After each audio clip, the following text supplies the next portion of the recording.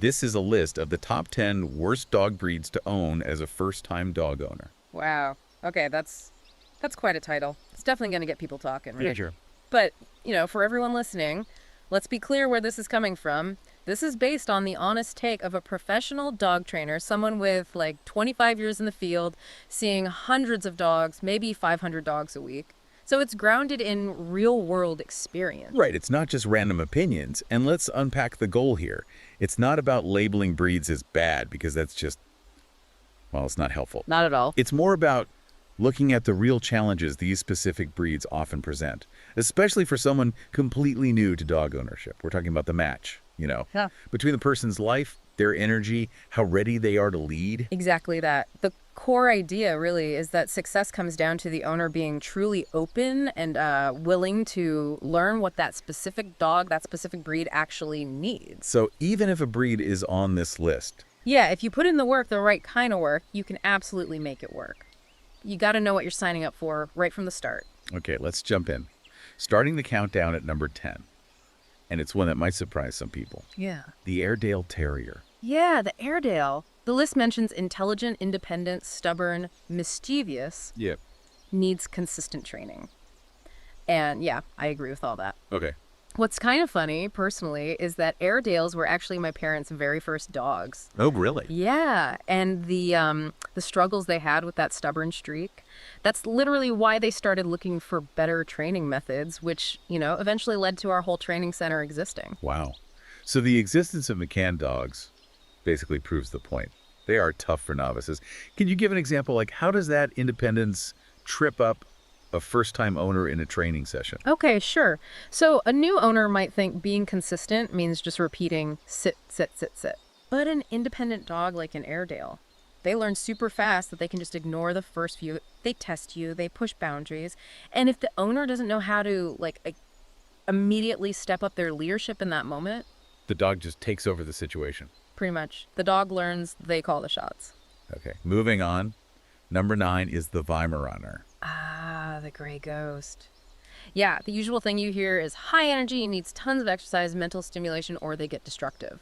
Which, honestly, Yeah. that applies to so many dogs. It's almost a given for lots of breeds. But you mentioned there's something more specific, a nuance about their temperament. Right. With Weimaraners, you get this really wide range. They're definitely high drive, energetic dogs, no question. But some are quite cooperative, trainable, Yeah. Others can be incredibly pushy. Really bold, physically demanding dogs. And that huge variation combined with the high energy, well, makes it tough for a novice. Because they might not know how to adjust their approach. They might be too soft with the really bold one, or maybe too firm with a more sensitive one. That inconsistency in leadership, it just creates problems. Yeah, inconsistency is killer for training. Yeah. Okay, number 8, German Shepherd. Super popular breed. The list says highly intelligent, protective, active. A lot of dog. Oh, absolutely a lot of dog. And this is a classic example of what I call the intelligence trap for new owners. The intelligence trap. Explain that. Okay, so you have this super smart dog, but if the owner is inexperienced, maybe not super clear or consistent with rules and leadership, that GSD is thinking circles around them. Like 5 steps ahead. Exactly. They figure out how to get what they want, how to bend the rules, way faster than the owner figures out how to set the rules properly, so the dog ends up kind of managing itself, which is never a good thing. And what about the protective side? Does that create issues for novices? Like with visitors or kids running around? It definitely can. Their loyalty is intense, so they might not naturally be welcoming to strangers coming into the house. That needs careful, managed socialization, which is a big task. Okay. And yeah, they're very visually stimulated, kids running, bikes going past the window that can easily trigger reactivity if it's not managed properly from the start. It's a big responsibility for a first-timer. Makes sense. Number 7, the Shar-Pei. Described as strong-willed, independent, aloof. Challenging to train. Aloof. That is honestly the perfect word for many Shar-Pei. They often just aren't that bothered about typical rewards. Like treats or praise. Yeah, or even toys sometimes. They might just not care that much. And if the dog doesn't value what you're using as motivation, well, the novice owner loses their main way to communicate and train. It becomes a real uphill struggle. So if they aren't motivated by the usual stuff, how do professionals train them? You have to get really creative. Find that one specific thing they do care about. Sometimes it's a very particular kind of game, or maybe just learning how to avoid a correction they don't like. But figuring that out takes a level of understanding about dog motivation that most beginners just don't have yet. Right. They end up feeling like nothing works, get frustrated, maybe give up. They're often better suited as more of a guardian type, not necessarily your snuggly lap dog. Okay. Number 6 is the Dalmatian. High energy again, often independent, needs exercise. Yeah, the energy thing is common, like we said. But for Dalmatians, the real heads up for me is that they tend to have stronger minds, quite independent. They can lean a bit towards being, maybe dominant isn't the perfect word, but pushy. Okay. They need a strong, clear, calm leader. And this is where the idea of a leadership mismatch really comes into play. Okay, leadership mismatch. If we connect this to the bigger picture, what does that mean exactly in this situation? It basically means the dog doesn't see the human as a reliable or consistent leader. So the dog feels like it has to step up and make the decisions. Now, Then a Dalmatian, with that smarter, more independent brain. They will definitely challenge guidance that feels wishy-washy or unclear. If the first-time owner can't provide that steady, assertive direction, the dog just kind of decides it knows best. leading to things like pulling on the leash, not listening. Exactly. Ignoring commands, blowing you off, just a general lack of respect for boundaries. That really sets the scene for the top 5 then. These presumably need even more experience handling. Let's go to number 5. The Alaskan Malamute. Bred for strength endurance. Strong-willed, independent, needs intense physical activity. Right, Malamutes. You know, I often think this one is maybe more about lifestyle match than pure training difficulty. It definitely deserves a spot for novices. What is that? Well, yes, they're strong, they're independent. They were bred to pull heavy things over long distances, not necessarily be super responsive off-leash sprinters. So if your lifestyle fits that, like, you do long hikes, maybe live somewhere cold, you might be okay. But that independent streak means their recall, getting them to come back when called, isn't going to be automatic, not like a lab. Okay. You need really firm, consistent boundaries from day one. Otherwise, they'll just decide their own plan is better than yours, which often involves exploring far away. Okay, this is where it gets really serious, I think. Number 4, the Akita. Oh, yeah. Akitas. I 100% agree this breed needs to be high on this list. They are powerful dogs, protective, territorial, naturally aloof, even suspicious with strangers. Not your average golden retriever greeting everyone at the door. Definitely not. They absolutely need firm, consistent training and, frankly, an experienced handler. They were bred as serious guardians, not as easygoing, happy-go-lucky family dogs that just love everyone instantly. What goes wrong when a novice tries to handle that intense territorial nature? Usually it's a failure in managing the environment and socialization. Because they are naturally wary, if a novice owner doesn't provide tons of really carefully managed, positive exposure to new people, places, sounds, dogs, everything, right from puppyhood. That protective instinct just ramps up. Exactly. It can quickly turn into territorial aggression. And given their size and strength, that's a potential disaster, especially for a first-time owner who won't know how to handle or prevent it. Yeah, that sounds like a huge risk. Okay, number 3, Cane Corso. Another big, powerful breed. Large, muscular, and with a very, very strong protective instinct. Needs an assertive owner who understands socialization deeply. What's the biggest risk here for a beginner? It's the combination of sheer physical power and that intense drive. Without really proactive, assertive, knowledgeable leadership, sadly, a lot of cane corsos develop significant social issues. Towards people, other dogs. Both. Often particularly towards other dogs, but people too. And when a dog of that size and strength has social problems, it's immediately overwhelming. It can even be physically dangerous for a new owner to manage. The risk profile is just too high for most beginners. Okay, down to the final 2. Number 2 is the Siberian Husky. Yeah. We hear about the energy, the independence, pulling on leash, and being escape artists. Yep, Huskies. The classic complaints are pulling like a freight train and taking off the first chance they get. Right. They are incredibly smart dogs, though. Really clever, tough, resilient, bred to run for miles in a pack, pulling a sled. The challenge isn't that they can't be trained. You absolutely can train a Husky to have a good recall, for example. Wow. But is it harder than training, say, a Golden Retriever or a Lab? Yes, definitely harder. Why is it so much harder? What's the core difference? It really comes down to that inherent willingness to please. Breeds like Labs and Golders have generations of breeding focused on working closely with humans, wanting that partnership, wanting to please the owner. And Huskies. Huskies are more independent thinkers. They were bred to make decisions sometimes, to run as part of a team but also manage themselves.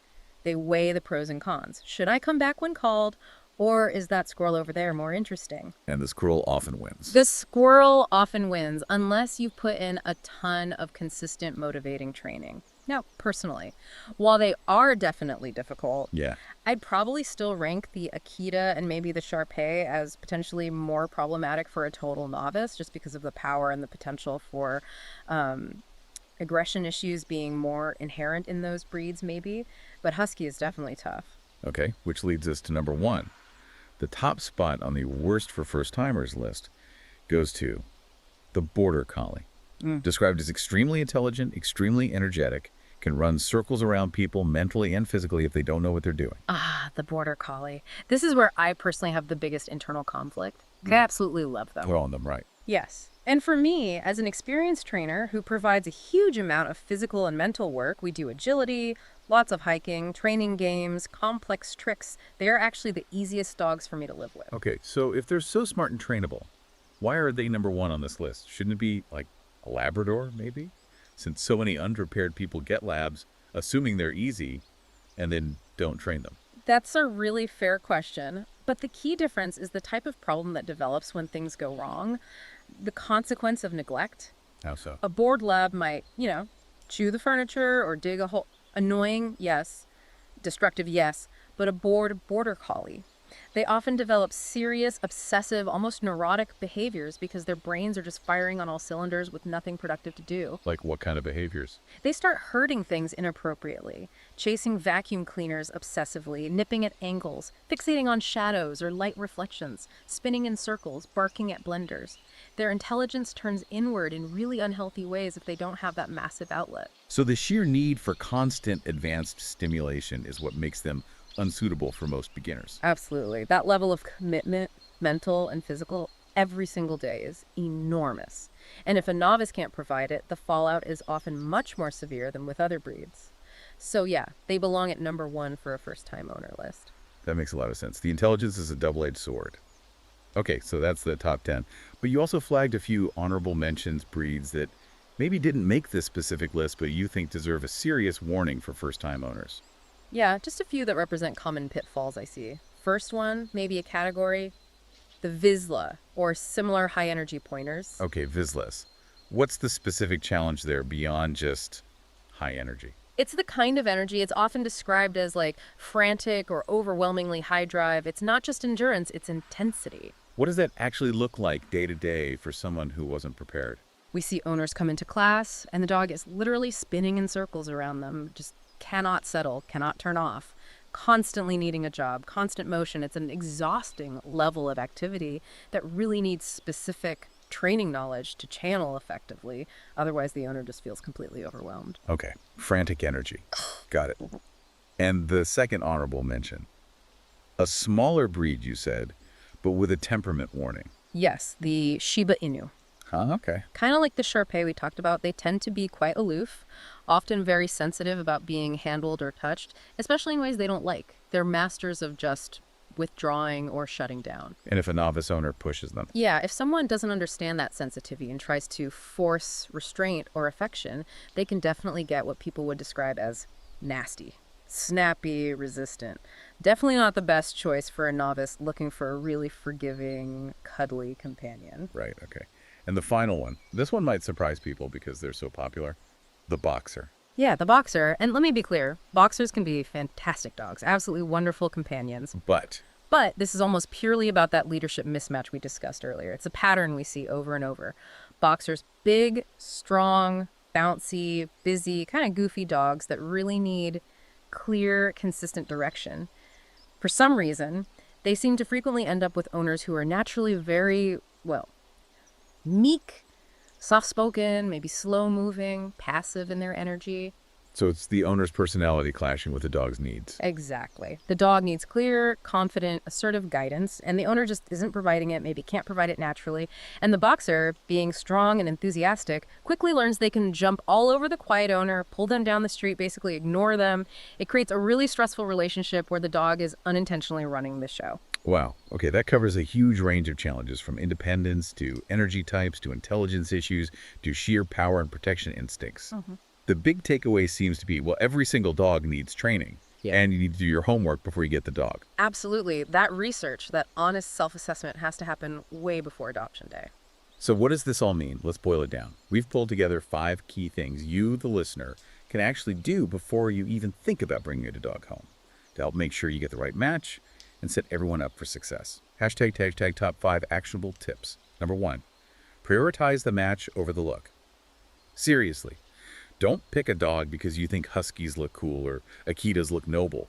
You need to take a hard look at your real life, your energy levels, how much time you actually have, your living situation, your ability to be a leader, and match that honestly to what a particular breed needs. That choice based on looks alone is probably the number one reason things go wrong.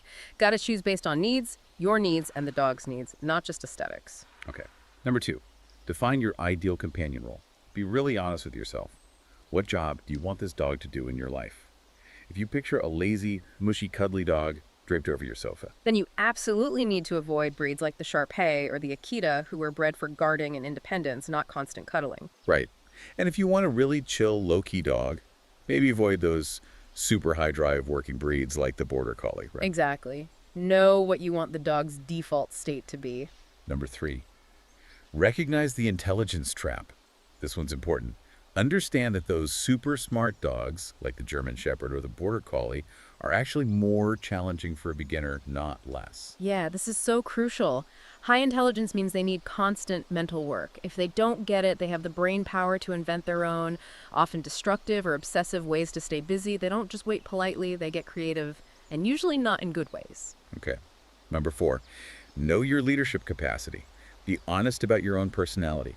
If you know you tend to be passive, maybe quiet, not naturally assertive, maybe a bit slow-moving, you really need to steer clear of those powerful, strong-willed breeds like the Cane Corso or, as we mentioned, even the Boxer. A strong-willed dog needs an owner who can give clear, confident, consistent direction without hesitating or backing down. If that's not naturally you, it's going to be a constant struggle, and the dog might develop serious social issues simply because it lacks clear guidance. It's not fair to the dog or to you. Makes sense. And finally, number 5, commit to training. UPFRNT. Just accept it. Training isn't optional. It's essential for any dog, but especially for any breed for the kinds of challenges we talked about today. Yeah. Plan on finding and enrolling in good training programs immediately, from day 1. Yeah, you need that professional guidance to learn how to provide good basic training and, just as importantly, leadership. Learn how to unlock that specific dog's potential for success. Okay, those are 5 solid steps. And maybe one final thought. If we connect this to the bigger picture, think about this. I mentioned that even as an experienced trainer, I still have to put in significant dedicated work every day to live successfully with my high drive Border Collies. So if that's what it takes for someone with decades of experience, what specific things do you need to commit to day in and day out before bringing home a dog that requires that level of constant stimulation? Really think that through. Do the research before the leash is in your hand. Excellent point. It's all about doing the prep work to make sure you find the right partner for your life's adventure. Thanks for joining us for this exploration of getting ready for dog ownership.